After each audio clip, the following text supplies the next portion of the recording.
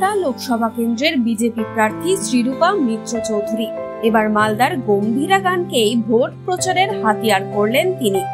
তবে শুধু গম্ভীরাই নয়, বাংলার বিখ্যাত লোকগান বাউল গানের মধ্যে দিয়েও তিনি বিভিন্ন প্রান্তে ঘুরে ঘুরে ভোটের প্রচার সারলেন। প্রচারে বেরিয়ে গানের তালে ছোটদের সঙ্গে নাচতেও দেখা গিয়েছে শ্রীরূপাকে।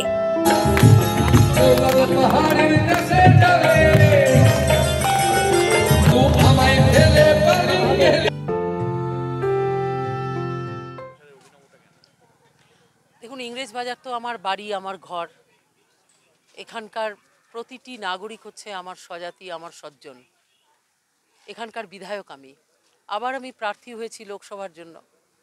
লোকতন্ত্রের মহোৎসব এই নির্বাচন। 98 কোটির ওপরে মানুষ এই নির্বাচনে অংশগ্রহণ করছেন, তাদের ভোটাধিকার প্রয়োগ করবেন।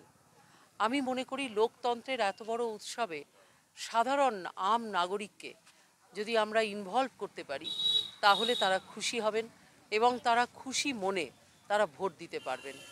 এই যে খুশির কথা বললাম, সেই খুশি যেন বাংলার রাজনৈতিক মঞ্চ থেকে একদম হারিয়ে গেছে।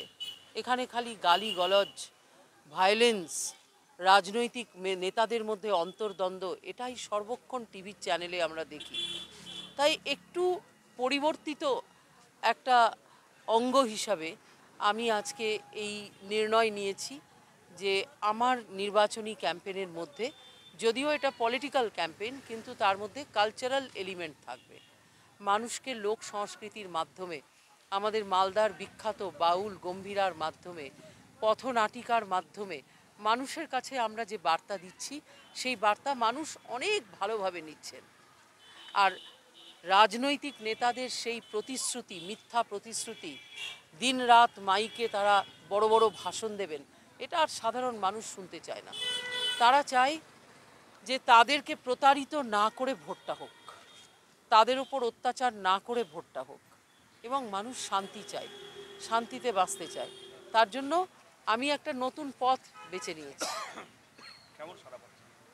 দারুণ সারা। আপনি দেখছেন রাত্রি 11টা বাজে প্রায়, কত মানুষ এখানে রাস্তার ধারে দাঁড়িয়ে আছেন। মোদিজি 42 মিনিট বক্তব্য রাখলেন ডিজিটাল স্ক্রিনে, একটা গাছের পাতা নড়েনি। প্রত্যেকটি মানুষ মনোযোগ সহকারে সেই বক্তব্য শুনলেন। 7ই মে আসছে দিন,